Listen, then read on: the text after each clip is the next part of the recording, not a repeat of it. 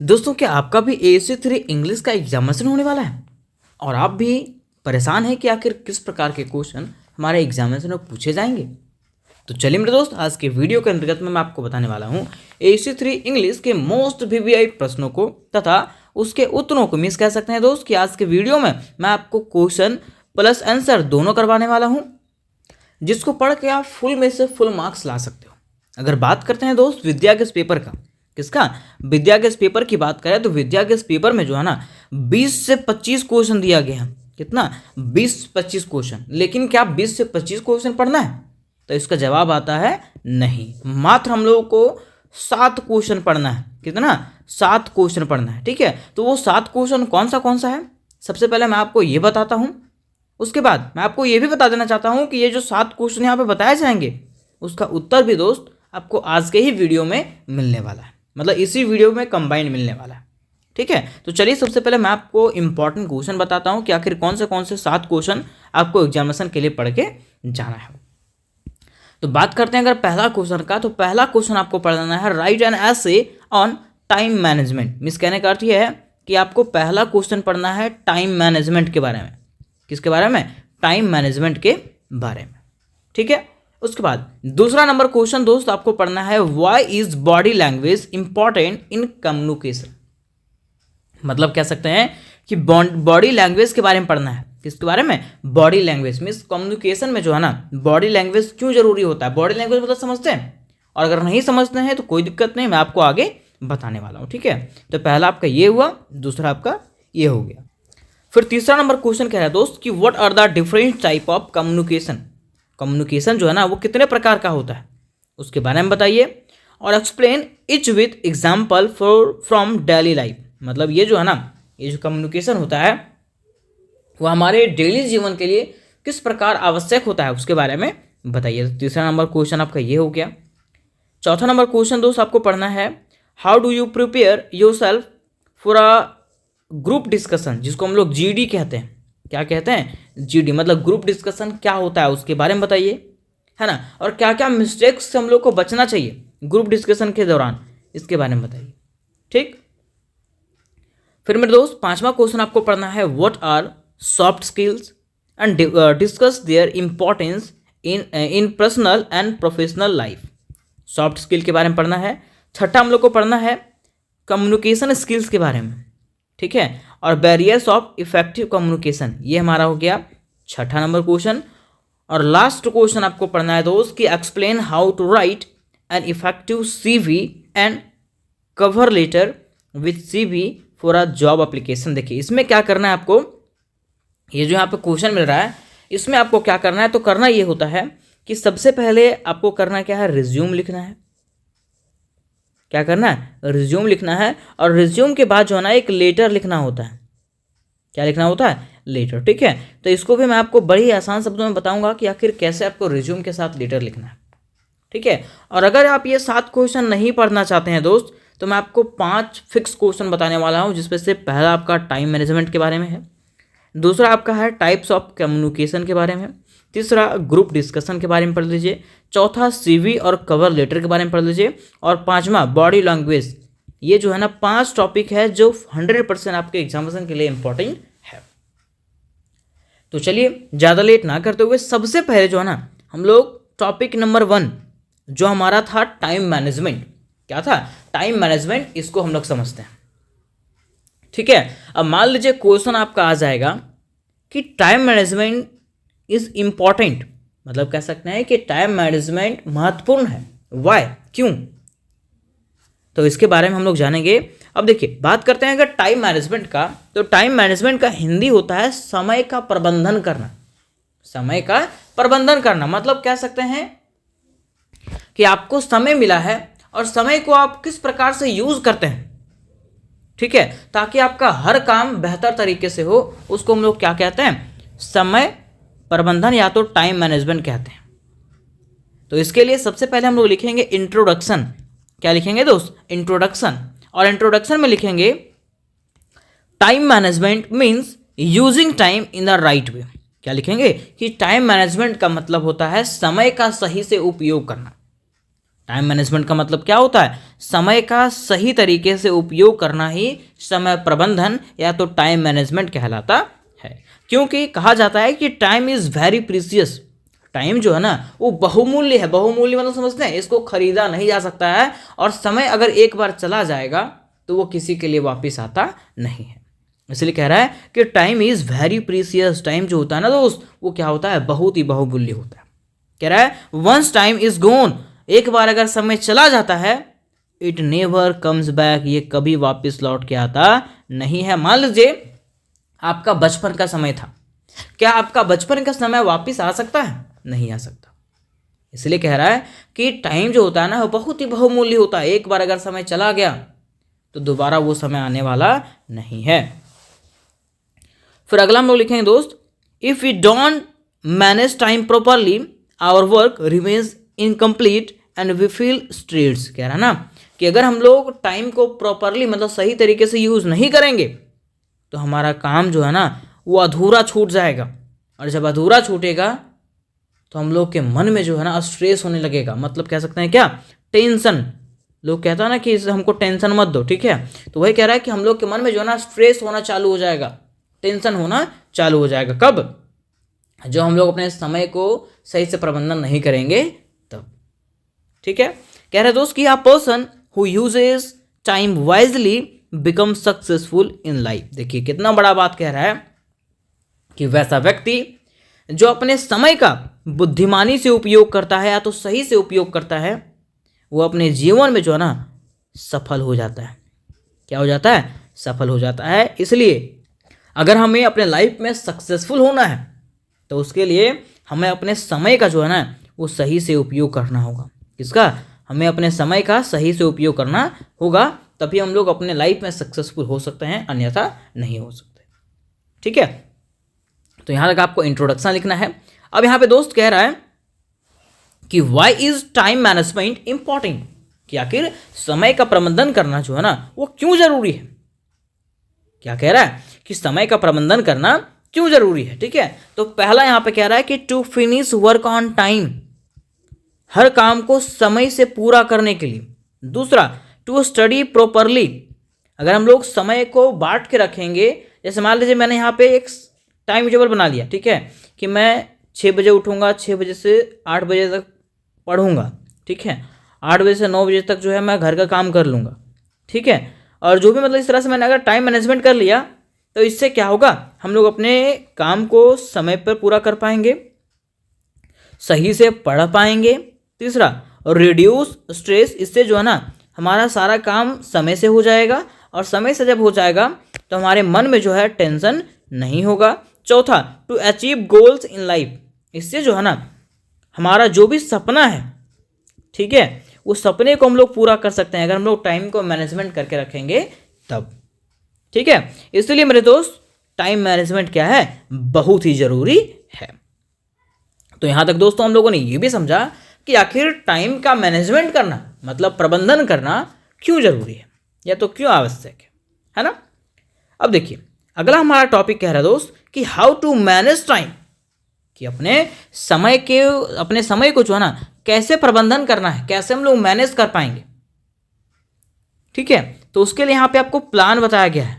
क्या बताया गया है? प्लान, कि आखिर कैसे हम लोग अपने समय का प्रबंधन कर सकते हैं। तो पहला कह रहा है मेक अ प्लान, एक प्लान बनाओ। प्लान मतलब समझ, एक रूटीन बनाओ। क्या बना? रूटीन। कह रहा दोस्त कि decide in advance what works you have to do, सबसे पहले ये डिसाइड करो कि आपको कौन कौन सा काम करना है। क्या डिसाइड करना है? आपको डिसाइड ये करना है कि आपको दिन भर से मान लीजिए आज का समय, ठीक है, तो आज आपको क्या क्या काम करना है इसका लिस्ट बना लो।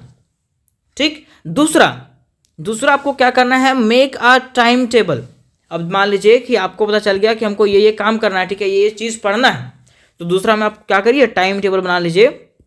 जैसा कि एग्जाम्पल में समझिएगा, मान लीजिए कि मुझे 3 सब्जेक्ट पढ़ना है। क्या पढ़ना है? 3 सब्जेक्ट पढ़ना है, ठीक है, तो मैं 3 लिस्ट बनाऊंगा यहाँ पे, है ना। कितना बन गया? 1 2 3 लिस्ट बन गया। ठीक है? अब मैं यहाँ पे टाइम फिक्स कर दूंगा कि मैं 7 बजे से लेकर के 9 बजे तक क्या पढ़ूंगा? इंग्लिश पढ़ूंगा। ठीक? फिर देखिए फिर यहाँ से मैंने 10 बजे से 12 बजे तक फिक्स कर दिया कि मैं मैथ पढ़ूंगा, ठीक है। फिर मान लीजिए 2 बजे से मैंने 4 बजे तक फिक्स कर दिया कि मैं क्या पढ़ूंगा, सोशल साइंस पढ़ूंगा, ठीक है। तो इस प्रकार से हम लोग को क्या करना है, टाइम टेबल बनाना है। या तो आप अलग टाइम टेबल बना सकते हैं, मतलब इस प्रकार से कि आप सुबह उठ रहे हैं, सुबह उठ के आपको क्या करना है और सुबह से लेकर के शाम तक आपको कैसे कैसे काम करना है, ये चीज़ जो है ना आपको बना के रखना है। कब आपको रेस्ट करना है, कब आपको खेलना है, कब आपको पढ़ना है, कब आपको काम करना है, हर चीज़ को जो है आपको टाइम टेबल में बना के रखना है। वही यहाँ पे क्या है कि फिक्स टाइम फॉर स्टडी, पढ़ने के लिए टाइम फिक्स करो, खेलने के लिए टाइम फिक्स करो और रेस्ट आराम करने के लिए भी टाइम फिक्स करो। और वही टाइम में आपको क्या करना है, ये सब काम करना है। तभी दोस्त आप अपने लाइफ में सक्सेसफुल हो पाओगे, अन्यथा सक्सेसफुल नहीं हो पाओगे, ठीक है। फिर देखिए तीसरा कह रहा है कि डू इंपॉर्टेंट वर्क फर्स्ट, मतलब जो आपका महत्वपूर्ण काम है, ठीक है, सबसे पहले उसी को करो। इसलिए कह रहा है कि always complete important work before others, मतलब दूसरा काम करने से पहले जो है ना सबसे पहले वही काम करो जो आपके लिए महत्वपूर्ण हो, ठीक है। तो ये हुआ आपका तीसरा प्लान। फिर देखिए दोस्त चौथा हमारा कह रहा है कि डू नॉट डिले वर्क्स, मतलब कह रहा है ना कि मान लीजिए आज का काम जो है आपका नहीं हो पाया, ठीक है, तो आज का काम जो है ना आपको कल पे नहीं छोड़ना है। या तो कह सकते हैं कि हर काम को जो है ना आपको उसी समय में कंप्लीट करना है और उसका जो स्ट्रेस है वो दूसरे दिन में नहीं डालना है। मतलब सीधा सीधा कह सकते हैं कि आज का काम जो है आपको आज ही कंप्लीट कर लेना है, जैसा जैसा समय आपने सेट किया है। इसलिए कह रहा है कि डू टुडेज वर्क टुडे, मतलब आज का काम जो है आपको आज ही करना है। और पांचवा जो कह रहा है दोस्त, कह रहा है use mobile and TV less, मतलब जो है ना आपको समय का सही से उपयोग करना है दोस्त, तो मोबाइल और टीवी से क्या करना है, दूरी बना के रखना है। कह रहा है कि this saves a lot of time, अगर हम लोग ऐसा करते हैं तो ये जो है ना हम लोगों का काफ़ी समय बचा देता है। क्योंकि जब हम लोग मोबाइल में रील्स स्क्रॉल करना लगता है ना, ठीक है, तो वो उसमें कब हमारा 1 घंटा 2 घंटा 3 घंटा बीत जाता है ये पता ही नहीं चलता। इसलिए अगर आपको समय का प्रबंधन करना है तो मोबाइल और टीवी से क्या करना है, दूरी बना करके रखना है ना। तो इस प्रकार से हम लोगों ने दोस्त ये भी जान लिया कि आखिर कैसे हम लोग अपने समय का प्रबंधन कर सकते हैं। अब देखिए अगला हमारा पॉइंट आता है कि बेनिफिट्स ऑफ टाइम मैनेजमेंट। अगर हम लोग समय का प्रबंधन करते हैं, किसका, समय का प्रबंधन करते हैं, तो मतलब समय को मैनेज करके रखते हैं, तो उससे हमें क्या क्या फ़ायदे होते हैं, क्या क्या फ़ायदे होते हैं, ठीक है। तो फ़ायदा की अगर बात करें तो पहला हमारा कह रहा है कि work is completed on time, जो भी काम है वो एकदम समय से हो जाएगा, जो भी काम आपको मिला है वो एकदम परफेक्ट समय पे हो जाएगा। कह रहा है कि बेटर परफॉर्मेंस इन स्टडीज़, आप सही से पढ़ पाओगे, ठीक है, और आपका पढ़ाई में भी ध्यान लगेगा। तीसरा कह रहा है less stress and tension, tension जो है ना आपको क्या हो जाएगा, बिल्कुल कम हो जाएगा। चौथा मोर सेल्फ कॉन्फिडेंस, इससे क्या हो जाएगा, आपको आपके अंदर आत्मविश्वास बढ़ेगा। क्या बढ़ेगा, आत्मविश्वास बढ़ेगा, ठीक है। और पांचवा लाइफ बिकम्स ऑर्गेनाइज, ठीक है, और अब जो है ना आपका जीवन जो है वो क्या हो जाएगा, एकदम ऑर्गेनाइज हो जाएगा, मतलब सही तरीके से सीमित हो जाएगा, है ना, कि कैसे कैसे आपको लाइफ चलाना है, जीवन को चलाना है, कैसे कैसे आपको चलना है, ये चीज़ जो है ना आपका बेहतर तरीके से बन जाएगा, ठीक है। तो ये हुए टाइम को मैनेज करने के फायदे, है ना। अब अंत में बारी आती है मेरे दोस्त कंक्लूजन का। इसी प्रकार से आपको क्या करना है, आंसर को लिखना है और अंत में कंक्लूजन लिखना ना भूलें, क्योंकि कंक्लूजन जो है, निष्कर्ष जो है वो बहुत ज़रूरी होता है। आपने ऊपर में क्या क्या जाना और क्या क्या लिखा उसका यहाँ पे सारांश लिखना होता है, ठीक है।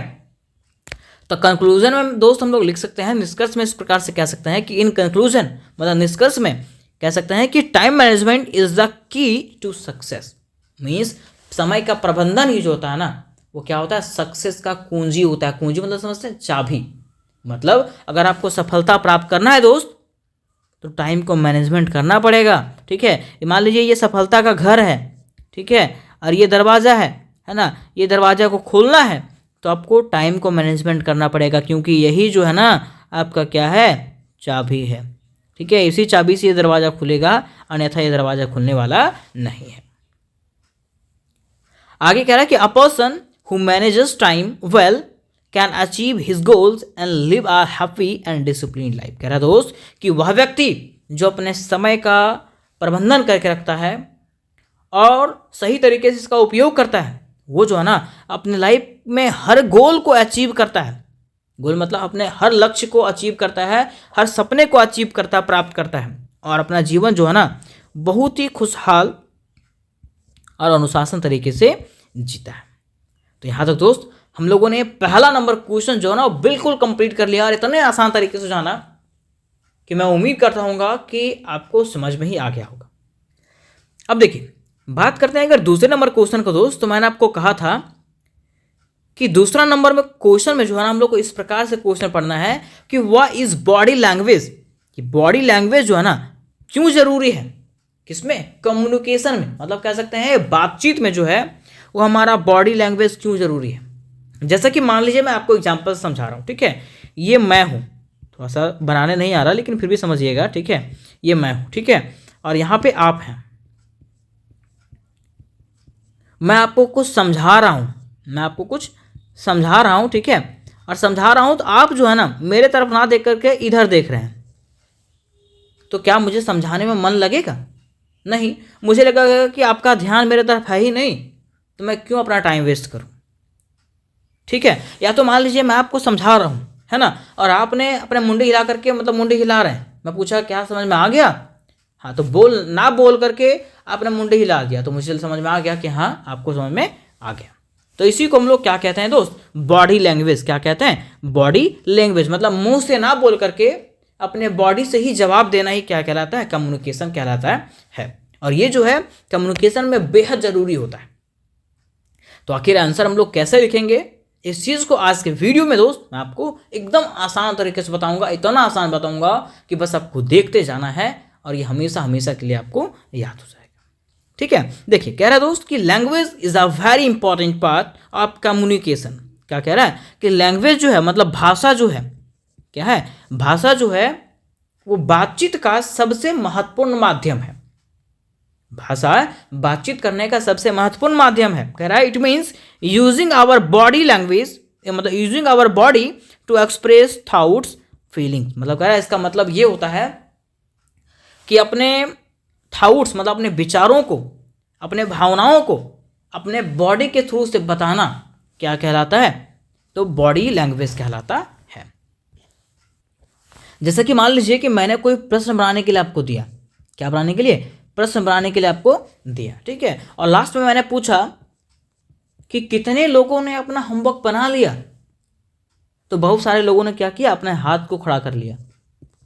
क्या किया, अपने हाथों को खड़ा कर लिया, ठीक है। अब जब हाथ को खड़ा किया तो उसने मुंह से तो नहीं बोला, उसने क्या किया, हाथ खड़ा किया, और मुझे उससे पता चल गया कि हाँ इन लोगों ने क्या किया, अपने होमवर्क को बना लिया। तो इसी को हम लोग क्या कहते हैं दोस्त, बॉडी लैंग्वेज कहते हैं।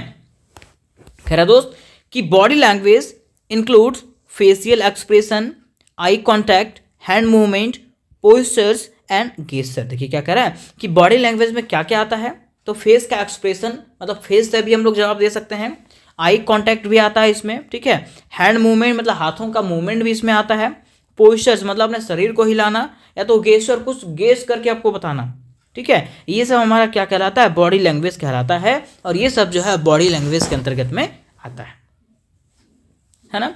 अगला हमारा कह रहा दोस्त कि even without speaking we can communicate many things through body language. कह रहा क्या है दोस्तों कि बिना बोले हुए हम लोग बातचीत कर सकते हैं। कैसे, अपने बॉडी लैंग्वेज से। कैसे बात कर सकते हैं, अपने बॉडी लैंग्वेज से, ठीक है। तो इस प्रकार से आपको इंट्रोडक्शन में लिखना है दोस्त। उसके बाद देखिए हमारा पॉइंट आता है कि व्हाई इज इट इम्पॉर्टेंट, कि आखिर बॉडी लैंग्वेज जो है ना वो क्यों जरूरी है। तो लिखना इस प्रकार से दोस्त कि body language is important because it helps other understand what we are saying. देखिए कह रहा है ना कि बॉडी लैंग्वेज इसलिए महत्वपूर्ण है दोस्त क्योंकि ये मदद करता है। और क्या मदद करता है, तो ये मदद करता है दूसरों को समझने में कि आखिर मैं क्या कहना चाह रहा हूँ। जैसे मान लीजिए कि मैं बोल नहीं पाता हूँ, मान लीजिए मैं बोल नहीं पाता हूँ, ठीक है, तो मैं क्या करूँगा, अपने बॉडी लैंग्वेज से, ठीक है, आपको बताऊँगा कि आखिर मैं क्या कहना चाहता हूँ, है ना। और इसी के माध्यम से आप समझ पाओगे। ठीक है, जैसे मान लीजिए मुझे भूख लगा है, ठीक है, और मैं बोल नहीं पा रहा हूँ, है ना, तो मैं क्या करूँगा, पेट, अपने हाथ से पेट पे इशारा करूँगा कि मुझे क्या लगा है, भूख लगा है, मुंह के पास ऐसे हाथ रख के बताऊँगा कि मुझे क्या लगा है, भूख लगा है। तो ये हमारा बॉडी लैंग्वेज हो गया, और इसीलिए बॉडी लैंग्वेज क्या होता है, बेहद जरूरी होता है। कह रहा दोस्त कि when we speak with good body language our message become clear, कह रहा ना कि अगर हम लोग अपने मैसेज को जो है ना, मान लीजिए मुझे जो बोलना है, ठीक है, उसको बॉडी लैंग्वेज के साथ जब बोलते हैं ना, तो वो मैसेज क्या हो जाता है, बिल्कुल क्लियर हो जाता है, वो बात जो है बिल्कुल क्लियर हो जाता है, और सामने वालों को पता चल जाता है कि आखिर आप क्या कहना चाहते हैं। फॉर एग्जाम्पल मान लीजिए, आ स्माइल सॉज हैप्पीनेस एंड फ्रेंडलीनेस। जैसे मान लीजिए कि मैंने आपको कुछ पूछा कि क्या आप मेरा दोस्त बनना चाहोगे, तो आपने हाँ या ना में जवाब दे करके, मतलब हाँ या तो ना में ना जवाब दे करके आपने मुस्कुरा दिया, और जब मुस्कुरा दिया तो मुझे लगा कि हाँ आप मेरा दोस्त बनना चाहते हैं। ठीक है, और वहीं पे अगर गुस्सा से देखोगे तो मुझे लगेगा कि नहीं, आप मेरा दोस्त बनना नहीं चाहते हैं। ठीक है, वही आगे कह रहा है कि eye contact shows confidence and interest. मान लीजिए मैं आपसे बात कर रहा हूँ और आप मेरे आई कांटेक्ट बना के रखें, तो मुझे लगेगा कि हाँ आप कॉन्फिडेंट हैं, ठीक है, और मेरे से बात करने में क्या है, इंटरेस्टेड है। मैं आपको पढ़ाऊँगा और अगर आई कांटेक्ट नहीं रहेगा आपका मेरे साथ में, तो मुझे लगेगा कि आप लोगों को इंटरेस्ट नहीं आ रहा है और मैं पढ़ाने के लिए छोड़ दूंगा। ठीक है, तो ये सब जो है ना बॉडी लैंग्वेज होता है। कह रहे दोस्त कि nodding the head saw agreement. और मान लीजिए माथा को हिलाना, मान लीजिए माथा को आप नीचे कर रहे हैं, नीचे ऊपर कर रहे हैं, तो सामने वाले को पता चलता है कि हाँ आप मेरे बातों से सहमत हैं, एग्री हैं। तो ये सब जो होता है ना वो बॉडी लैंग्वेज होता है। क्या होता है, बॉडी लैंग्वेज। ठीक है, अगला हमारा कह रहा दोस्त कि body language makes communication better and easier. कह रहा ना कि बॉडी लैंग्वेज जो है ना वो बातचीत को क्या करता है, बेटर बनाता है। बेटर, बेटर मतलब क्या समझते हैं, बेटर मतलब बहुत ही अच्छा बनाता है और बहुत ही आसान बनाता है। कह रहा है कि teachers use hand movement and expression while teaching so student understand lesson easily. देखिए होता क्या है कि जब टीचर पढ़ाते हैं, कौन, जब शिक्षक पढ़ाते हैं स्कूल या तो अपने ट्यूशन में, तो आप लोगों ने देखा होगा कि वो पढ़ाने के साथ साथ अपने हाथ का भी मूवमेंट देते हैं। ठीक है, और जब हाथ का मूवमेंट देते हैं ना, तो उससे जो है ना बच्चों को बहुत ही आसानी से वो टॉपिक जो है समझ में आ जाता है। उसी के साथ साथ कह रहे दोस्त कि in interviews and speech good body language create a good expression and saw confidence. मतलब मान लीजिए कि आपका इंटरव्यू हो रहा है, क्या हो रहा है, इंटरव्यू हो रहा है, या तो आप कहीं स्पीच दे रहे हैं, और अगर स्पीच के दौरान और इंटरव्यू के दौरान आप एकदम सीधे खड़े हैं, आपका हाथ का ना मूवमेंट हो रहा है, ना बॉडी का मूवमेंट हो रहा है, ना आई कांटेक्ट बन रहा है, तो क्या ये अच्छा इंटरव्यू हुआ? नहीं, इसमें आप फेल हो जाओगे। ठीक है, इंटरव्यू का मतलब है और स्पीच का मतलब है आई कांटेक्ट जो है ना उन लोगों के साथ बना के रखना जो आपके सामने खड़े हैं, और अपने बॉडी को भी मूवमेंट करना, जैसे जैसे आप बोल रहे हैं उस चीज़ को अपने हाथों से, अपने बॉडी से क्या करना है, एक्सप्रेस करना है।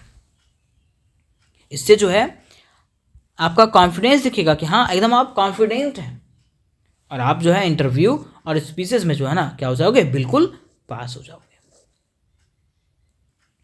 ठीक है, अब देखिए अगला हमारा कह रहा दोस्त कि body language also help to show emotion. Body language जो है ना हमारी इमोशंस को भी दिखाने का तरीका होता है।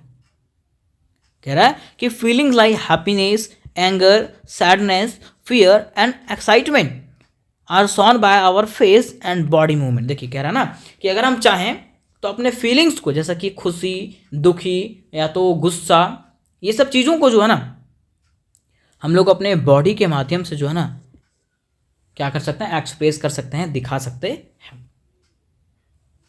अगला हमारा क्या दोस्त कि many times body language shows true feelings even words do not. इसका मतलब कह रहा दोस्त कि कभी कभी हमारा बॉडी लैंग्वेज जो है ना हमारे बातों से ज़्यादा काम करता है। मतलब जितना हम लोग बोल नहीं पाते हैं वो अपने बॉडी से हम लोग दिखा देते हैं। ठीक है, अपने बॉडी से करके हम लोग दिखा देते हैं, है ना। अगला हमारा क्या है दोस्त कि body language helps in building good relationship. मान लीजिए कि बातचीत के दौरान अगर आप बढ़िया से बॉडी लैंग्वेज का यूज़ कर रहे हैं तो ये जो है ना हमारे रिलेशन को मजबूत करने का काम करता है। कह रहा है कि positive body language creates trust and understanding between people. देखिए मान लीजिए कि अगर आपका पॉजिटिव बॉडी लैंग्वेज है, मतलब अच्छे तरीके से आप बॉडी लैंग्वेज का उपयोग कर रहे हैं, तो इससे जो है ना लोग आपको समझेंगे, ठीक है, और लोगों को आपके ऊपर क्या होगा, विश्वास होगा। जबकि अगर नेगेटिव बॉडी लैंग्वेज आपका रहेगा तो ये जो है ना इससे कन्फ्यूजन होगा लोगों को और मिसअंडरस्टैंडिंग। मान लीजिए आप पढ़ा रहे हैं, ठीक है, तो पढ़ाने के दौरान आपका बात भी फंस रहा है, बात फंसने के दौरान आप अपने बॉडी का मूवमेंट उस प्रकार से नहीं कर रहे हैं जिस प्रकार से आपको समझाना चाहिए, ठीक है, तो लोग उससे क्या हो जाएगा, कन्फ्यूज हो जाएगा, है ना, और लोगों को जो है मिसअंडरस्टैंडिंग होना चालू हो जाएगा।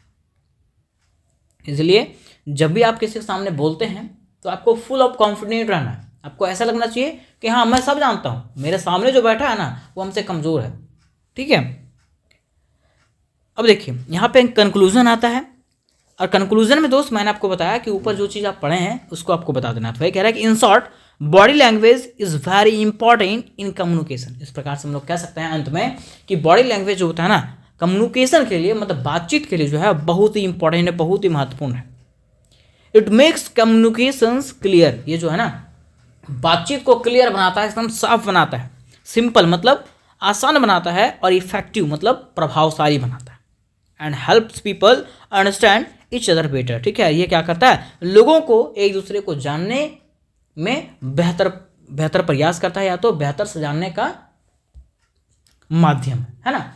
तो उम्मीद करते हैं दोस्त कि ये दोनों क्वेश्चन जो मैंने आपको बताया वो बेहद ही आसान शब्दों में आपको समझ में आया होगा, और अगर आसान भाषा में आपको समझ में आया होगा तो मुझे कमेंट जरूर करिए कि हाँ सर बहुत ही आसान भाषा में मुझे समझ में आ गया, ठीक है। अब तीसरा वीडियो में दोस्त मैं आपको बताऊंगा क्या, तो मैं आपको बताने वाला हूँ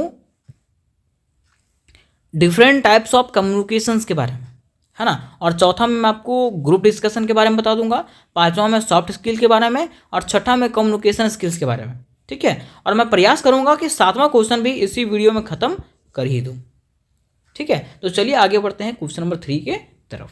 तो आज का प्रश्न हमारा होने वाला दोस्तों कि व्हाट इज कम्युनिकेशन। प्रश्न क्या है कि what is communication and define about verbal and non verbal communication. Means आज के वीडियो में हम लोग 3 चीजों को जानेंगे। सबसे पहला कम्युनिकेशन किसको कहते हैं, ठीक है, उसके बाद हम लोग जानेंगे वर्बल कम्युनिकेशन और नॉन वर्बल कम्युनिकेशन, क्योंकि पहला क्वेश्चन जो आपका एग्जामिनेशन में पूछा जाएगा वही पूछा जाएगा कि व्हाट इज कम्युनिकेशन, कि बताइए कि कम्युनिकेशन हम लोग किसको कहते हैं। उसके बाद पूछेगा कि कम्युनिकेशन के काइंड को बताइए, तो कम्युनिकेशन का काइंड ही होता है वर्बल और नॉन वर्बल, ठीक है। अब देखिए यहां तक तो हम लोग समझ गए कि कम्युनिकेशन के काइंड होता है वर्बल और नॉन वर्बल, लेकिन अगर आपको कहीं भी वर्ड दिख जाए कम्युनिकेशन, क्या दिखे कम्युनिकेशन, तो कम्युनिकेशन का सीधा मतलब आप समझिएगा बातचीत करना। कम्युनिकेशन का मतलब क्या समझिएगा, बातचीत करना, ठीक है। अब देखिए जब आप लोग बातचीत करते हैं, या तो हम लोग अगर बातचीत करते हैं तो बातचीत में क्या करते हैं, अपने बातों को दूसरे तक पहुंचाते हैं, या तो कोई सूचना होगा तभी उसको पहुंचाएंगे। जैसे मान लीजिए मैं आपको पढ़ा रहा हूं, ठीक है, मैं आपसे बातचीत कर रहा हूं, तो क्या कर रहा हूं, मैं आपको बता रहा हूं ना कुछ चीज, ठीक है, मैं अपनी सूचनाओं को आपको बता रहा हूं, मैं अपने ज्ञान को आपके पास बता रहा हूं, ठीक है। तो इसी को हम लोग क्या कहते हैं, कम्युनिकेशन। क्या कहते हैं, कम्युनिकेशन में दूसरे से बातचीत करना क्या कहलाता है, कम्युनिकेशन कहलाता है, ठीक है। तो चलिए हम लोग इसको डिटेल से एक एक करके जानने का प्रयास करते हैं, और ये भी जानते हैं कि आखिर इंग्लिश में आपको किस प्रकार से एग्जामिनेशन में लिखना है, ठीक है।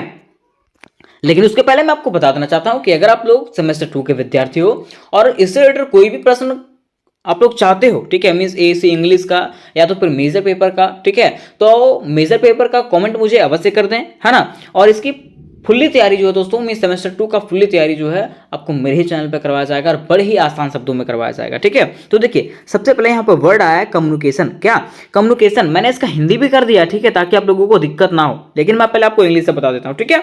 सबसे पहले आप लिखिएगा कम्युनिकेशन, और कम्युनिकेशन में क्या लिखिएगा, तो लिखिएगा इस प्रकार से कि the act of sharing and exchanging information, ideas and opinion are called communication. Means कहा जाता है कि वैसा तरीका जिसके माध्यम से हम लोग क्या करते हैं, शेयर करते हैं, ठीक है, या तो एक्सचेंज करते हैं, क्या क्या इंफॉर्मेशन, कोई सूचना, कोई आइडिया, ठीक है, या तो कोई ओपिनियन, ये सब शेयर करते हैं या तो एक्सचेंज करते हैं, दूसरों को बताते हैं। यही चीज को हम लोग क्या कहते हैं, यही प्रोसेस को हम लोग कम्युनिकेशन कहते हैं। क्या कहते हैं, कम्युनिकेशन कहते हैं, ठीक है।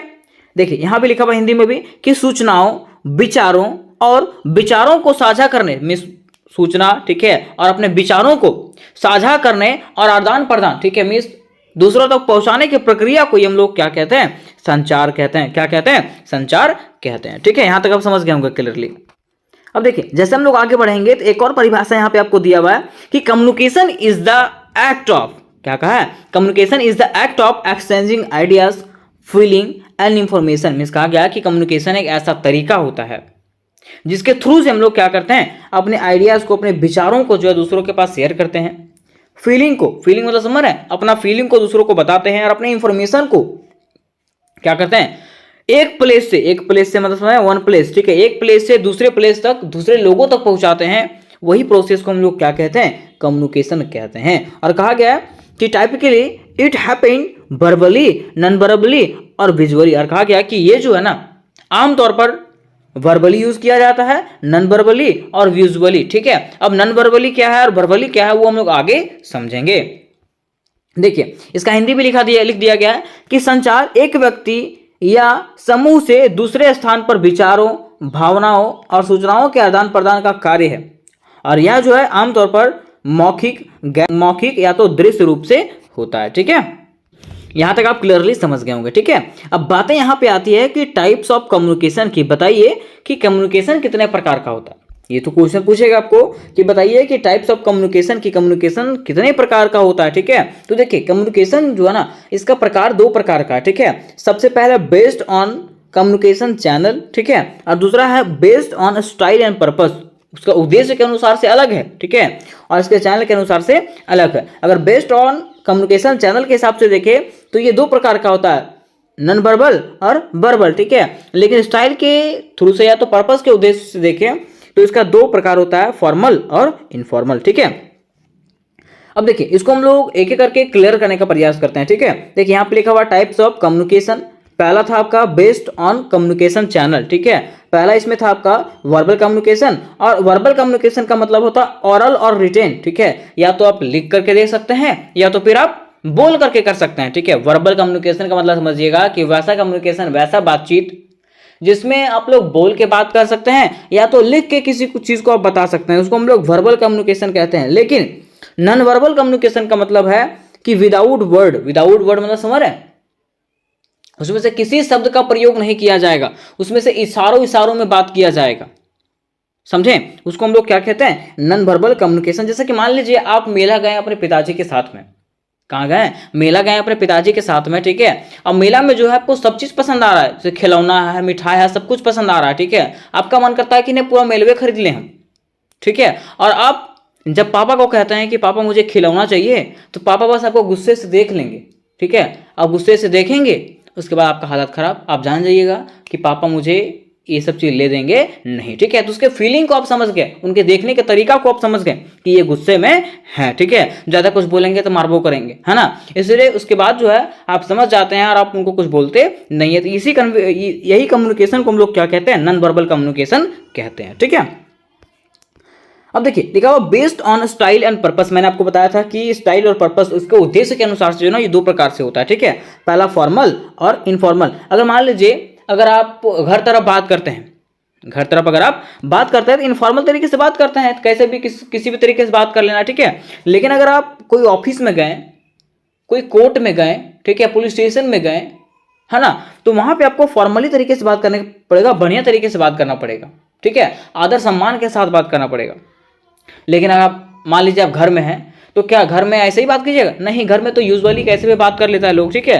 तो घर में जो भाषा यूज किया जाता है उसको इनफॉर्मल कहते हैं, ठीक है। और जो ऑफिशियल भाषा यूज होता है उसको हम लोग क्या कहते हैं, फॉर्मल कहते हैं, ठीक है। अब यहाँ पे बातें आती है कि चलिए ठीक है, यहाँ तक तो हम लोग जान गए कि फॉर्मल कम्युनिकेशन क्या है, इनफॉर्मल कम्युनिकेशन क्या है। लेकिन अब हमको डिफाइन करके बताइए कि वर्बल कम्युनिकेशन हम लोग किसको कहते हैं, लिखेंगे कैसे? समझ तो गए, लेकिन लिखेंगे कैसे, ठीक है। तो लिखना इस प्रकार से है कि verbal communication is the use of spoken और written language to convey thoughts, ideas and feeling. कहा गया है कि वर्बल कम्युनिकेशन का प्रयोग जो है ना, अपने थॉट को मतलब अपने सोच को, अपने आइडिया को और अपने फीलिंग को दर्शाने के लिए किया जाता है। और उसको जो है हम लोग लिख के कर सकते हैं, स्पोकन मतलब बोल के कर सकते हैं, या तो लिख के कर सकते हैं। वही कहा गया है कि मौखिक संचार, वर्बल कम्युनिकेशन को क्या कहते हैं, मौखिक संचार, ठीक है। और मौखिक संचार में जो है ना, हम लोग या तो कुछ चीज को लिख के दे सकते हैं या तो फिर बोल के कर सकते हैं, ठीक है। वो यहां पे लिखा हुआ है कि मौखिक संचार विचारों और भावनाओं को व्यक्त करने के लिए मौखिक या लिखित भाषा का उपयोग मौखिक संचार ठीक है। ठीक है, मैं अपने बातों को पहुंचाने के लिए अगर आप किसी को लिख के बताते हैं या तो फोन पे अगर बता देते हैं, ठीक है, बोल के बता देते हैं, तो वो कौन सा प्रोसेस हुआ? वर्बल कम्युनिकेशन हुआ। ठीक है, अब देखिए बातें यहां पे आ गया नॉन वर्बल कम्युनिकेशन का। किसका? नॉन वर्बल कम्युनिकेशन का। तो मैंने आपको बताया था कि नॉन वर्बल कम्युनिकेशन का मतलब है जिसमें से वर्ड का प्रयोग ना हो, ठीक है, जिसमें इशारों में बात किया जाए, है ना। वही कहा गया कि non verbal communication is the act of communicating without using word. Non verbal communication एक ऐसा तरीका है जिसमें से हम लोग बातचीत करते हैं लेकिन बिना शब्दों का प्रयोग करके इशारों में बात करते हैं। जैसे मान लीजिए टीचर है आपके क्लास में, आपको शांत रहने के लिए बोल रहा है, ठीक है, तो वो ओठ पे उंगली रखेगा, इसका मतलब समझ जाते हैं आप लोग कि हाँ वो शांत रहने के लिए बोल रहा है ना। वो बोल रहा है, ठीक है, लेकिन कैसे? नॉन वर्बली, है ना। या तो कह सकते हैं कि non verbal communication is the transmission of message और signal through a non verbal platform such as eye contact, body language, social distance, touch, voice, physically environment, appearance and use of object. Means कह रहा है कि non verbal communication का मतलब होता है ऐसा माध्यम जिसके थ्रू हम लोग मैसेज करते हैं दूसरे को, ठीक है, दूसरे तो कुछ चीजों को पहुंचाते हैं, लेकिन कैसे? अपने बॉडी लैंग्वेज से, अपने आई कांटेक्ट से, ठीक है, या तो कुछ और तरीके से हम लोग अपने बातों को दूसरों तक पहुंचाते हैं, उसी को हम लोग क्या कहते हैं? नॉन वर्बल कम्युनिकेशन कहते हैं। ठीक है, इसको हिंदी में कहा जाता है गैर मौखिक संचार। क्या कहा जाता है? गैर मौखिक संचार, जिसमें से ना बोला जाए और ना ही लिखा जाए, है ना। कहा गया कि गैर मौखिक संचार एक गैर मौखिक मंच जैसे आंखों का संपर्क, शारीरिक भाषा, सामाजिक दूरी, स्पर्श, आवाज, भौतिक वातावरण, उपस्थिति और वस्तुओं के उपयोग के माध्यम से संदेशों या संकेतों का प्रसारण किया जाता है। मैं सीधा समझिएगा कि भाषा माध्यम जिसमें आपको बोल के ना बता करके इशारों में कुछ बताया जाए, ठीक है, उसी को हम लोग क्या कहते हैं? नॉन वर्बली कम्युनिकेशन कहते हैं। ठीक है, जैसे कि देखिए मान लीजिए अगर आप खुश हैं तो दूसरों को अगर दिखाना है तो आप क्या हंस दीजिएगा थोड़ा सा, यही दांत निकाल के, ठीक है, तो लोगों को लगेगा हाँ आप क्या हैं? खुश हैं। फिर देखिए मान लीजिए अगर आप सैड हैं, ठीक है, तो फेस आप उदास करके बैठे रहेंगे तो लोगों को लग जाएगा कि हाँ ये तो सैड है ही, है ना। फिर देखिए अगर आप फियर है, डरे हुए हैं, ठीक है, तो आपको फेस के रिएक्शन से पता चल जाएगा कि आप डरे हुए हैं। ठीक है, और मान लीजिए अगर आप गुस्से हैं, टीचर मान लो अगर पढ़ाने के लिए आता है, ठीक है, क्लास में, और अगर वो गुस्सा रहता है ना, उसका फेस से ही पता चल जाता है कि आज वो गुस्सा है, कूटेगा पकड़ के, है ना।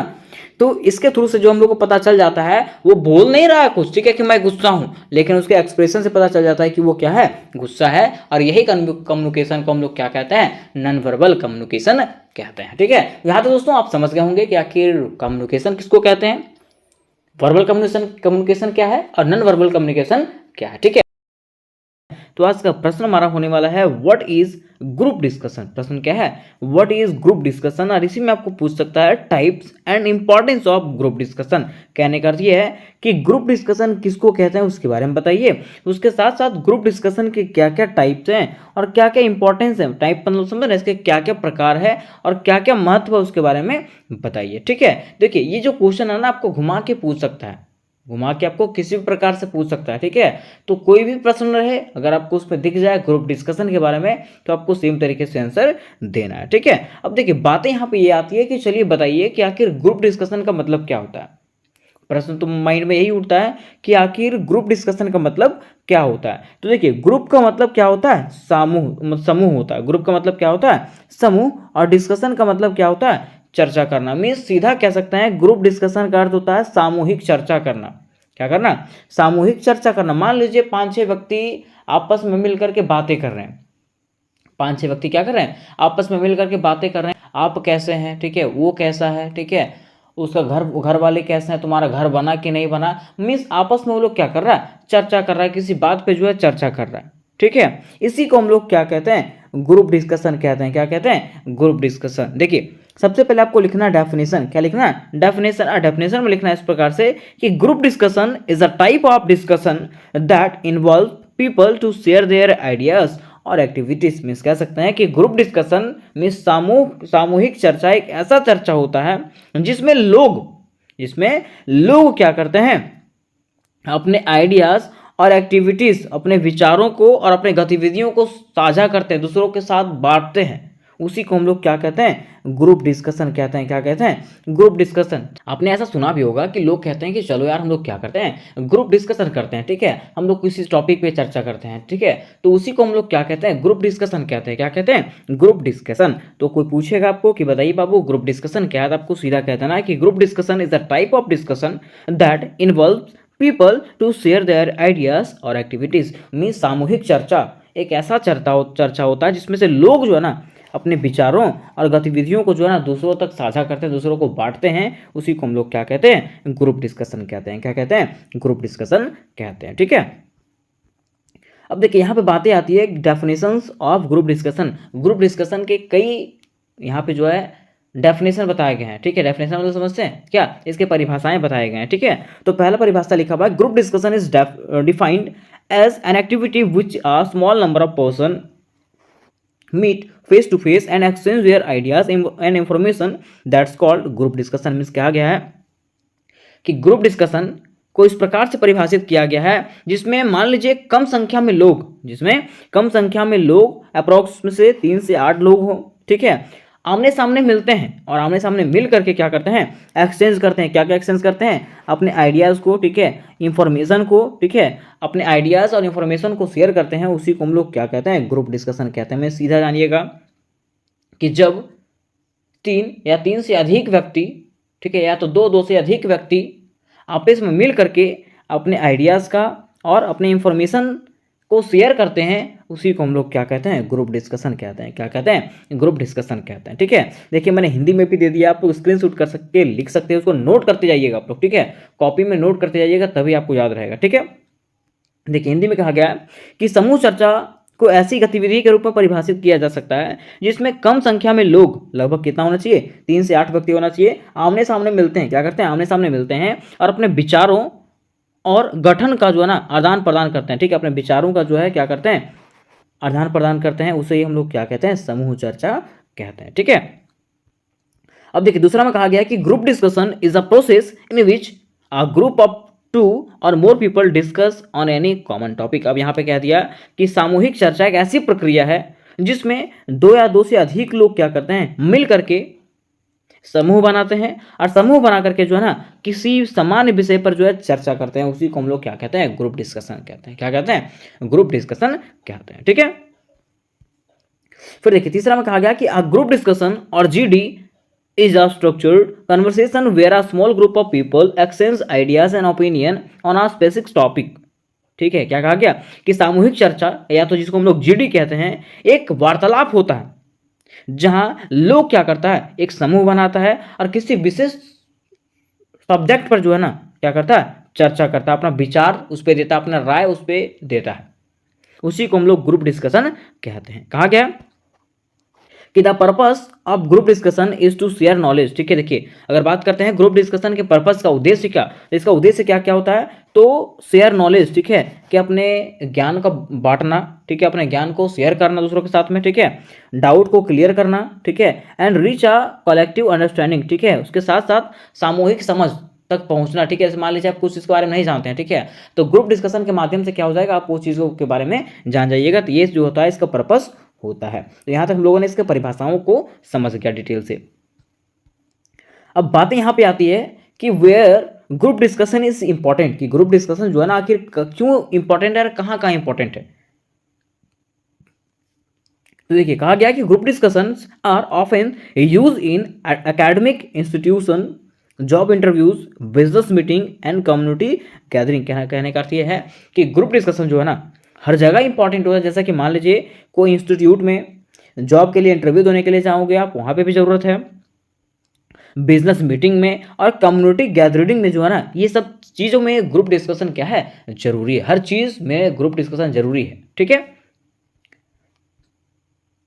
अब यहाँ पे बातें आई है कि बताइए कि आखिर how many types of group discussion, कि ग्रुप डिस्कशन के आखिर कितने टाइप्स हैं। ठीक है, तो लिखा हुआ there are various types of group discussion. Group discussion के कई प्रकार होते हैं जिसको हम लोग विस्तार पूर्वक से जानेंगे। जिसमें देखिए पहला इसका जो टाइप्स है वो है फॉर्मल डिस्कशन। क्या है, फॉर्मल डिस्कशन। फॉर्मल डिस्कशन कहने का अर्थ है कि मान लीजिए कोई ऑफिशियल तरीके से आप बात करते हैं, ठीक है, तो उसमें जो ना नियम कानून बना हुआ होता है, कोई अगर आप ऑफिस में बात करते हैं, वो अपने बॉस से बात कीजिएगा तो क्या दोस्त वगैरह कह के बात कीजिएगा क्या, ठीक है, जैसे बात कीजिएगा क्या, नहीं, है ना। वहाँ पे रूल होता है कि आप बॉस से बात कर रहे हो ना, तो आपको आदर सम्मान के साथ बात करना पड़ेगा। तो वही कहा गया कि this involves a structure conversation often guided by a moderator on a specific topic. Means कहा गया है कि इसमें जो है एक विशेष विषय पर एक संरक्षित बातचीत शामिल होती है, जो अक्सर एक मॉडरेट द्वारा निर्देशित होती है, ठीक है, जिसको निर्देशित किया जाता है ना, जैसे उसको बताया जाता है वैसे वैसे वहाँ पे बात किया जाता है।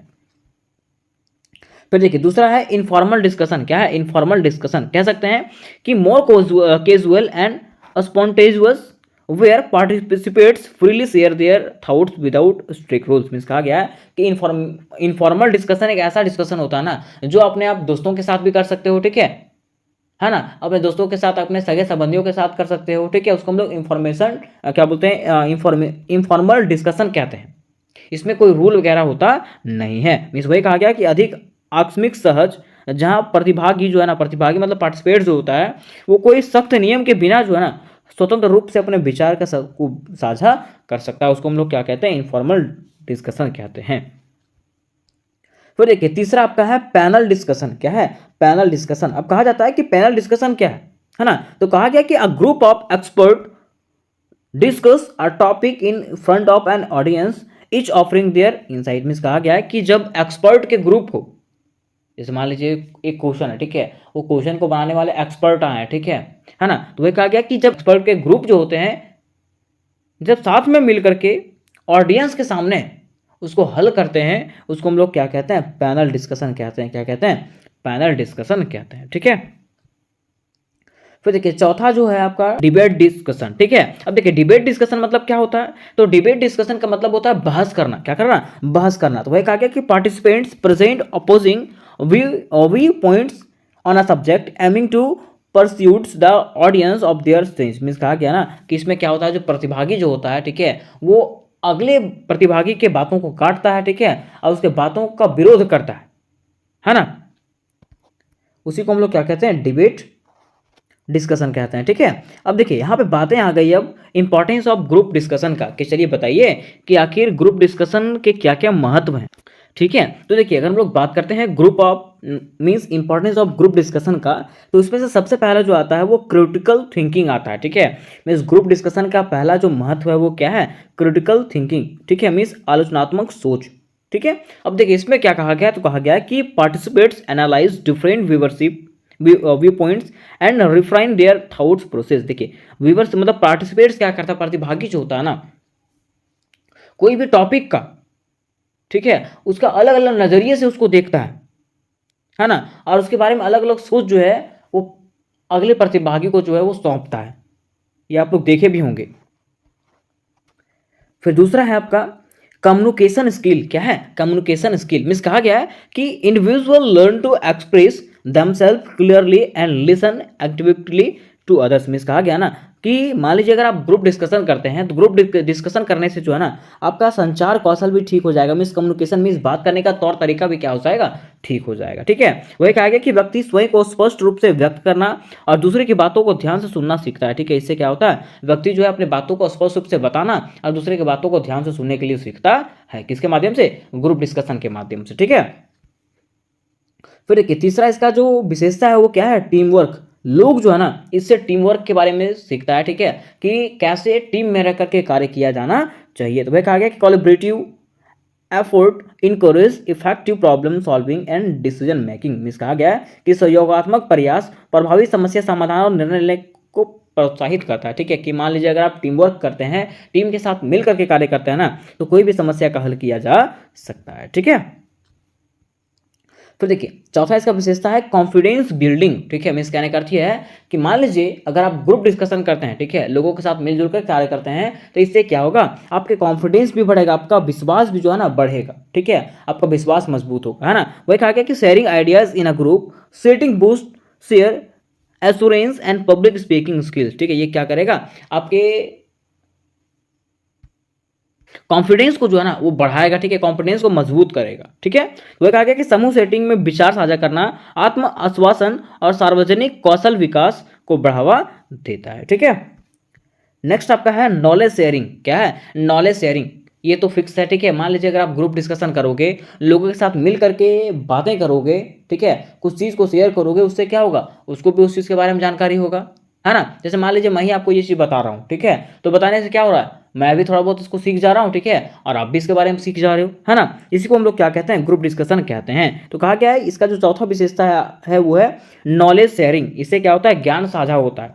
कहा गया है कि participate learn from each others experience, ठीक है। इससे क्या होता है, पार्टिसिपेट जो होता है ना, एक दूसरे की बातों को सीखते हैं, ठीक है, और उसके बातों का अनुभव करते हैं, ठीक है, और उसकी बातों को सीखते हैं, है ना, कि वो हम लोग को क्या बताया, ठीक है। तो उम्मीद करते हैं दोस्तों कि ये क्वेश्चन आपको समझ में आ गया होगा कि इंग्लिश के एक मोस्ट इंपॉर्टेंट टॉपिक को हम लोग क्लियर करने वाले हैं, जो कि आपका है सॉफ्ट स्किल। क्या है? Soft skill. मींस कह सकते हैं कि सॉफ्ट स्किल से आपका कोई भी क्वेश्चन आ जाए, किसी भी प्रकार का क्वेश्चन आ जाए, आपको सेम तरीके से आंसर देना है, ठीक है। तो देखिए यहां पे लिखा हुआ जब सॉफ्ट स्किल, तो सबसे पहले हम लोग को समझना भी तो पड़ेगा कि आखिर सॉफ्ट स्किल मतलब क्या होता है। तो मैं आपको बता देना चाहता हूं कि सॉफ्ट स्किल की अगर बात करें तो सॉफ्ट स्किल का मतलब होता है आपका व्यवहार। सॉफ्ट स्किल का मतलब क्या होता है, व्यवहार, ठीक है। आप कैसे किसके साथ व्यवहार करते हैं, बड़ों के साथ कैसा व्यवहार करते हैं, छोटों के साथ कैसा व्यवहार करते हैं, है ना। मींस आपका तौर तरीका, उसी को हम लोग क्या कहते हैं, सॉफ्ट स्किल कहते हैं। क्या कहते हैं, सॉफ्ट स्किल। जैसा कि देखिए यहां पे लिख दिया है व्यवहार कुशलता, आपका व्यवहार कैसा है ना। उसके साथ साथ व्यवहारिक कौशल, ठीक है, आपका व्यवहार करने का कौशल कैसा, आप छोटों के साथ कैसा बर्ताव करते हो, बड़ों के साथ कैसा व्यवहार करते हो, ठीक है। आप अगर कहीं हो तो उन लोगों के साथ कैसा व्यवहार करते हो, आप अपने स्कूल में कैसा व्यवहार करते हो, उसी को हम लोग क्या कहते हैं, सॉफ्ट स्किल कहते हैं। क्या कहते हैं, सॉफ्ट स्किल मींस आपका आंतरिक गुण कैसा है ना। आप कैसे दूसरों का मदद करते हो, दूसरों का मदद के बारे में क्या सोचते हो, दूसरों के बारे में क्या सोचते हो, यही चीज को हम लोग क्या कहते हैं, सॉफ्ट स्किल क्या कहते हैं। क्या कहते हैं, सॉफ्ट स्किल कहते हैं, ठीक है। तो सबसे पहले आपको लिखना पड़ेगा डेफिनेशन। डेफिनेशन का स्पेलिंग मिस्टेक था जिसको मैंने सुधार दिया, ठीक है। अब यहां पे हो गया डेफिनेशन, है ना। कह रहा है कि डेफिनेशन बताइए कि डेफिनेशन हम लोग किसको कहते हैं, व्यवहार कौशल या तो सॉफ्ट स्किल हम लोग किसको कहते हैं, ठीक है। तो देखिए लिखा हुआ है soft skill refer to personal attributes, qualities and behavior that enables individual to interact effectively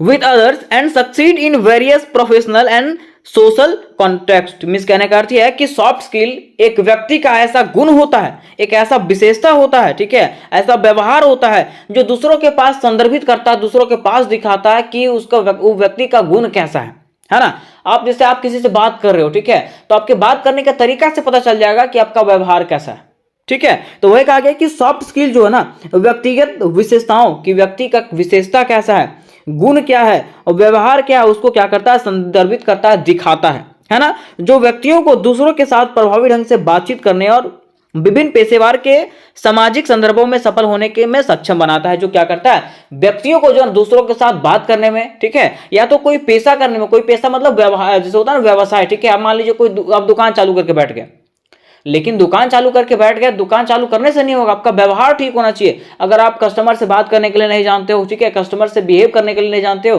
तो क्या कस्टमर आपके पास आएगा, नहीं आएगा, है ना।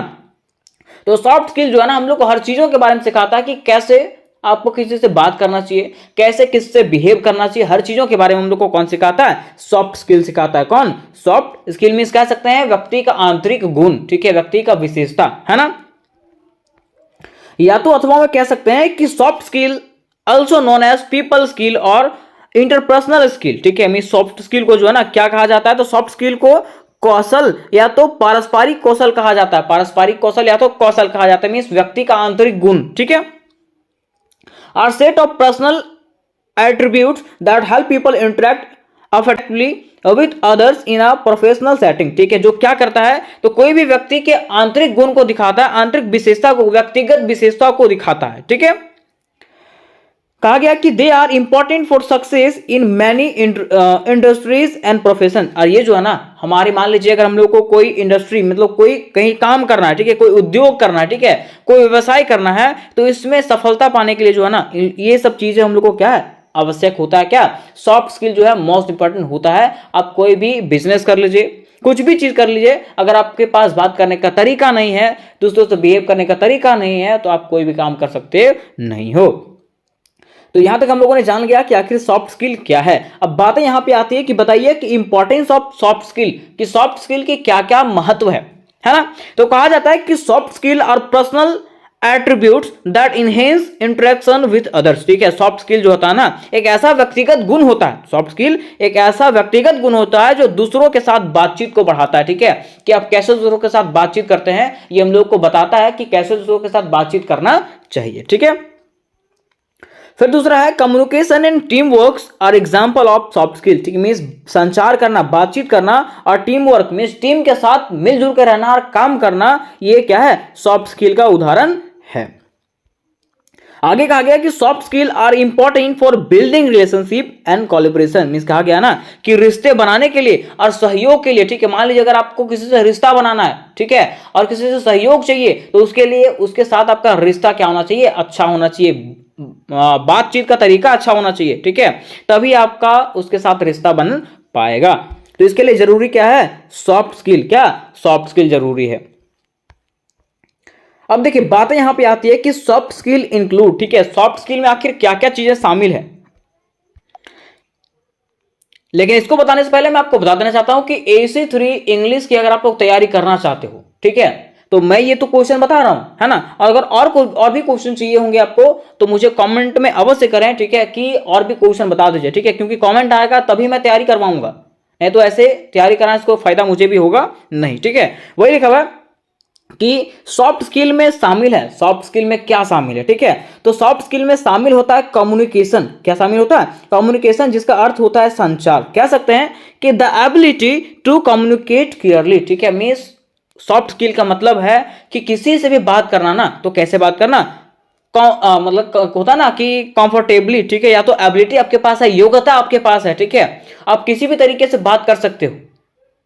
ठीक है, उसी को कहते हैं संचार। कहा गया स्पष्ट रूप से संवाद करने की क्षमता, कि आप बात करते हैं और स्पष्ट रूप से बात कर पाते हैं। ठीक है, उसी को हम लोग क्या कहते हैं, सॉफ्ट स्किल का ये रूल है। ठीक है, आगे है प्रॉब्लम सॉल्विंग। इसका दूसरा जो आपका स्किल्स है वो क्या है, प्रॉब्लम सॉल्विंग। ठीक है, मींस कह सकते हैं समस्या का समाधान करना। क्या, समस्या का समाधान करना। कहा गया कि the ability to resolve issues quickly and effectively. ठीक है, मींस कह रहा है कि कोई भी अगर प्रॉब्लम है तो उसको जो है ना तुरंत ठीक करना। ठीक है, और बढ़िया से ठीक करना ही क्या कहलाता है, समस्या का समाधान कहलाता है। यह जो है सॉफ्ट स्किल का एक अंग है। कहा गया कि मुद्दों को, कोई भी मुद्दा है, कोई भी बात है, उसको जल्दी और प्रभावी ढंग से हल करने की क्षमता को हम लोग क्या कहते हैं, सॉफ्ट स्किल कहते हैं। ठीक है, फिर तीसरा है टीम वर्क। तीसरा क्या है, टीम वर्क। ठीक है, कहा गया कि the ability to work well with others. ठीक है, मींस वैसा योग्यता कि दूसरों के साथ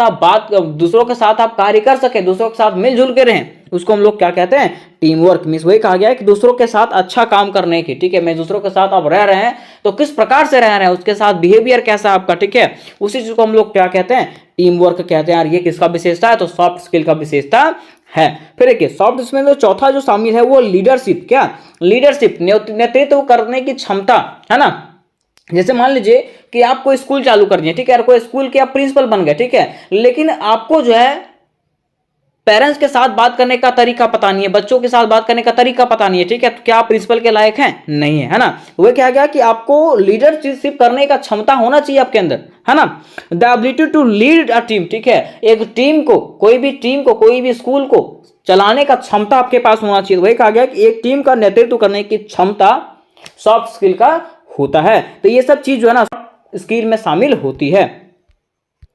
फिर आपका नेक्स्ट है वर्क एथिक। क्या है, वर्क एथिक कहने का अर्थ है कि the ability to follow through on task and duties in a timely and quality manner. कि मान लीजिए आपका जो कार्य है और आपका जो कर्तव्य है, ठीक है, उसको आप समय से पूर्ण करने की जो क्षमता होती है उसी को हम लोग क्या कहते हैं, कार्यनीति। ठीक है, आप कार्यनीति बनाइए, है ना, कि आपका जो कार्य है उसको हम लोग सही से फॉलो करें, ठीक है, और वो सही समय पे हो जाए और गुणवत्ता पूर्वक हो जाए, जैसा कार्य होना चाहिए था वैसा ही कार्य हो। तो ये किसका स्किल है, तो सॉफ्ट स्किल का अंतर्गत में ये आता है। तो मैं उम्मीद करता हूं दोस्तों कि ये क्वेश्चन आप समझ गए होंगे। दोस्तों क्या आपका भी एग्जाम है और आप भी एग्जामिनेशन को लेकर के परेशान हैं कि आखिर क्वेश्चन किस प्रकार से आएगा, और जब क्वेश्चन आएगा तो क्वेश्चन का आंसर किस प्रकार से लिखा जाएगा। जैसा कि मान लीजिए कि आपके क्वेश्चन में रिज्यूम राइटिंग का क्वेश्चन पूछता है, किसका, रिज्यूम राइटिंग का क्वेश्चन पूछता है। मान लीजिए कि आपको कोई स्कूल के प्रोफेसर के लिए रिज्यूम बनाना है, कोई कॉलेज के प्रोफेसर के लिए रिज्यूम बनाना है, तो आखिर किस प्रकार से बनाना है, कैसे बनाएंगे हम लोग, है ना। तो आज के वीडियो में दोस्त मैं आपको रिज्यूम राइटिंग से जुड़े हुए एक महा ट्रिक को बताने वाला हूं। महा ट्रिक मतलब समझते हैं, चाहे कोई भी क्वेश्चन आ जाए, बस इस ट्रिक को फॉलो करके अगर आप बनाते हैं तो समझिएगा 8 में से 8 मार्क्स मतलब फुल मार्क्स आपको मिलने वाला है, एक भी नंबर कटने वाला नहीं है, ये गारंटी मैं देता हूं आपको। ठीक है, देखिए क्वेश्चन इसमें से पूछा जाता है जो वो resume for a office job के लिए रिज्यूम पूछा जाता है, और resume for a college professor, college के प्रोफेसर के लिए रिज्यूम लिखने के लिए आता है, स्कूल टीचर के लिए रिज्यूम लिखने के लिए आता है, find a job in a company, एक कंपनी में जॉब पाने के लिए रिज्यूम लिखने के लिए आता है, और जो क्वेश्चन आता है वो आता है resume for the post of school principal, मतलब स्कूल प्रिंसिपल के पोस्ट के लिए जो है ना आपको रिज्यूम लिखना है। ठीक है, इस प्रकार के कुछ क्वेश्चन जो है ना आपके एग्जामिनेशन में आपको देखने को मिलेंगे। आप बिल्कुल घबराइएगा नहीं, चाहे कोई भी रिज्यूम का क्वेश्चन आ जाए, कोई भी। मैं आपको आज एक ऐसा ट्रिक बताने वाला हूं दोस्त कि बस आपको देखना है और उसी प्रकार से फॉलो करना है, एक भी मार्क्स कटने वाला नहीं है, फुल में से फुल मार्क्स आने वाला है। बस आपको करना क्या है, ध्यान से वीडियो को देखते चले जाना है। ठीक है, वीडियो को स्किप नहीं करना है और आगे नहीं बढ़ाना है, आगे बढ़ाइएगा तो फिर आपको समझ में नहीं आएगा, है ना। मात्र 10 से 15 मिनट का वीडियो है, इसको आपको पूरा कंप्लीट कर लेना है। ठीक है, तो चलिए मेरे दोस्त मैं आपको बताता हूं कि आखिर क्वेश्चन जो आता है सीवी या तो रिज्यूम राइटिंग का वो आपको कैसे लिखना है ना। और इस प्रकार के जब क्वेश्चन आएंगे तो सबसे पहले आपको लेटर लिखना है। क्या लिखना है? लेटर। और लेटर कैसे लिखना है इसका लिंक मैं आपको ग्रुप में भेज दूंगा, उसके माध्यम से आप देख लीजिएगा उसको। ठीक है, अभी मैं आपको बस रिज्यूम बताऊंगा कि आखिर रिज्यूम कैसे लिखना है, और रिज्यूम के ऊपर जो है ना आप उस लेटर को लिख लीजिएगा। ठीक है, तो चलिए मेरे दोस्त वीडियो को आगे बढ़ाते हैं और जानते हैं हम लोग कि आखिर किस प्रकार से रिज्यूम को हम लोग लिखेंगे, चाहे कोई भी क्वेश्चन आए कैसे हम लोगों को रिज्यूम बनाना है। ठीक है, तो देखिए मेरे दोस्त ये रहा आपके रिज्यूम राइटिंग का फॉर्मेट, है ना। सबसे ऊपर में दोस्त आपको लिखना है रिज्यूम। आपको ब्लैक और ब्लू पेन का उपयोग करना है। किसका? ब्लैक पेन का और ब्लू पेन का। ठीक है, और ध्यान रखिएगा कि सबसे ऊपर में जो है ना आपको ब्लैक पेन से हेडलाइन कर देना है रिज्यूम लिख करके। ठीक है, और ये कैपिटल लेटर में लिखिएगा रिज्यूम, है ना। इतना लिखने के बाद दोस्त आपको करना क्या है, उसके नीचे आपको एक लाइन छोड़ के लिखना है पर्सनल इंफॉर्मेशन। ये रिज्यूम लिखने का फॉर्मेट है, इसी प्रकार से आपको लिखना है। क्या लिखना है? Personal information. ठीक है, नंबर 1 दीजिएगा, लिखिएगा पर्सनल इंफॉर्मेशन। ये आपका हो गया।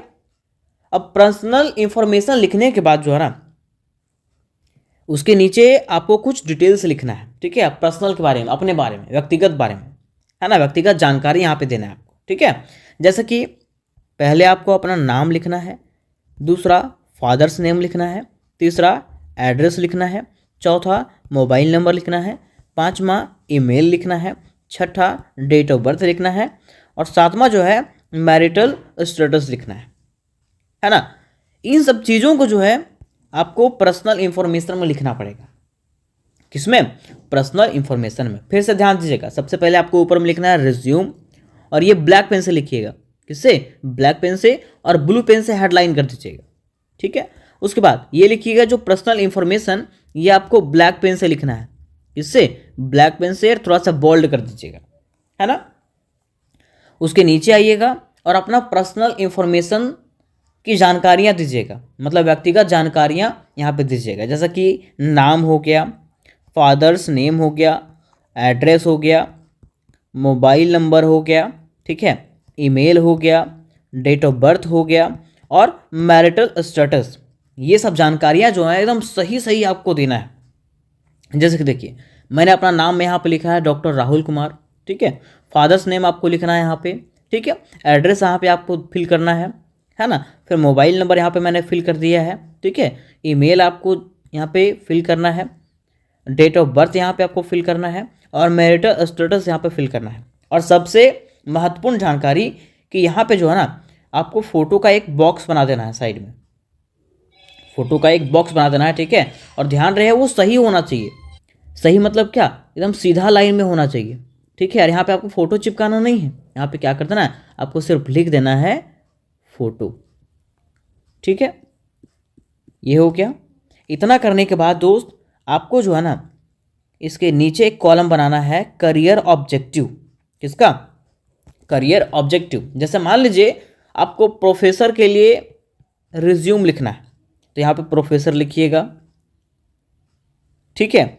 और अगर आपको स्कूल टीचर के लिए लिखना है तो यहाँ पे लिखिएगा to work as a teacher in a reputed school, ठीक है। मान लीजिए आपको मैनेजर के लिए वर्क करना है तो यहाँ पे लिखिएगा मैनेजर। क्या लिखिएगा? मैनेजर। और यहाँ पे जो है यूनिवर्सिटी के जगह पे कोई कंपनी का नाम लिख दीजिएगा, समझे। और ज़्यादा से ज़्यादा चांस है दोस्त ये सब आपको पूछेगा नहीं, ठीक है। सीधा आपको पूछेगा right a resume for a college professor, या तो स्कूल प्रोफेसर या तो स्कूल टीचर, है ना। तो इसी प्रकार से आप लिख दीजिएगा कि to work as a professor in a reputed university and contribute to academic excellence through teaching, research and student guidance, है ना। इस प्रकार से आप लिख दीजिएगा। टीचर आएगा तो यहाँ पे प्रोफेसर की जगह पे टीचर कर दीजिएगा और यहाँ पे स्कूल कर दीजिएगा, और कुछ आपको चेंज करना नहीं है, ठीक है। और नॉर्मल अगर आपको रिज्यूम लिखने के लिए आता है, सिर्फ कहता है कि राइट अ रिज्यूम और बायोडाटा, ठीक है, तो आपको सेम लिख देना है, कोई भी चेंज करने की जरूरत नहीं है, किसी प्रकार से चेंज करने की जरूरत नहीं है। उसके बाद ये दो चीज़ तो आपका हो गया, पर्सनल इंफॉर्मेशन कंप्लीट हो गया और करियर ऑब्जेक्टिव कंप्लीट हो गया, दो चीज़। और ये देखिए करियर ऑब्जेक्टिव जो है ना आपको ब्लैक पेन से लिखना है, किससे? ब्लैक पेन से, ठीक है। और ये सब जो है आपको ब्लू पेन से लिखना है ना।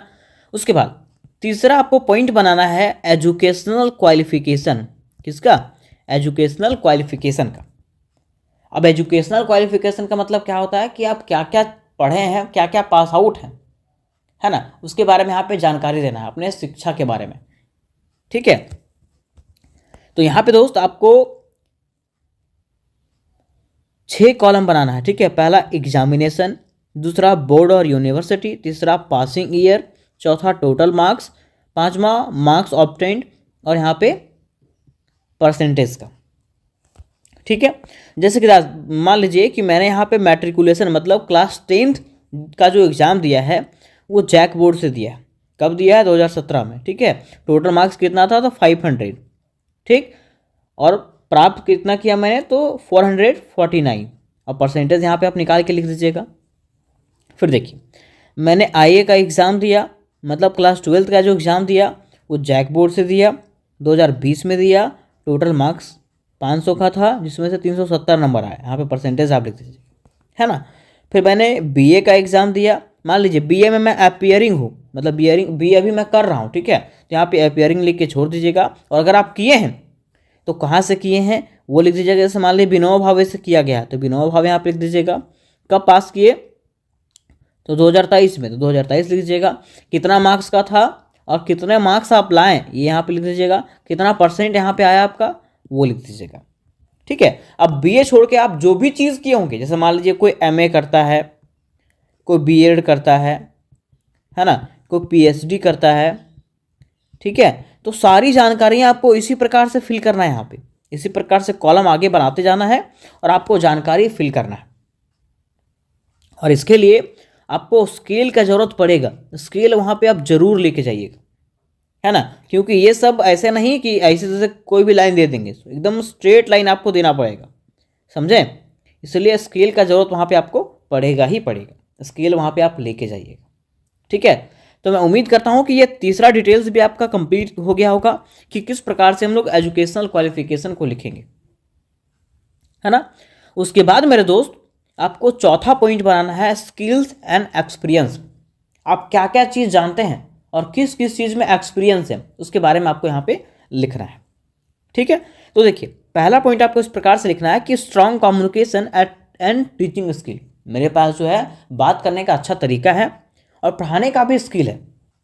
दूसरा कह रहा है expertise in English literature and research, मैं इंग्लिश लिटरेचर में क्या हूँ?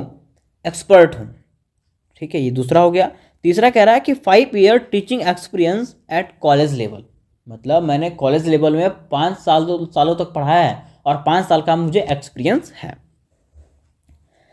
फिर कह रहा है कि ability to guide students in project and publication, means कह रहा है ना कि स्टूडेंट्स को जो है ना प्रोजेक्ट में गाइड करना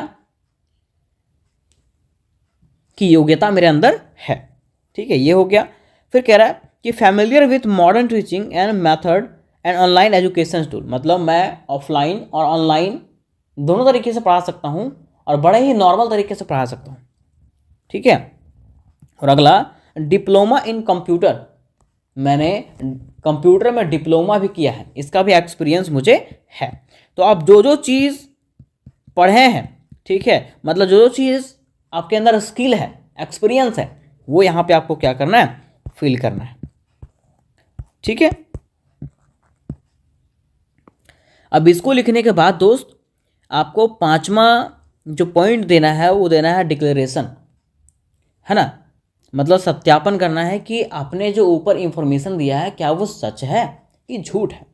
ठीक है, तो इस प्रकार से लिखना है दोस्त कि I hereby declare that all the information given above is true to the best of my knowledge, means कह रहा है ना कि ऊपर जो भी जानकारियां दिया गया है मेरे जानकारी के अनुसार से बिल्कुल सत्य है।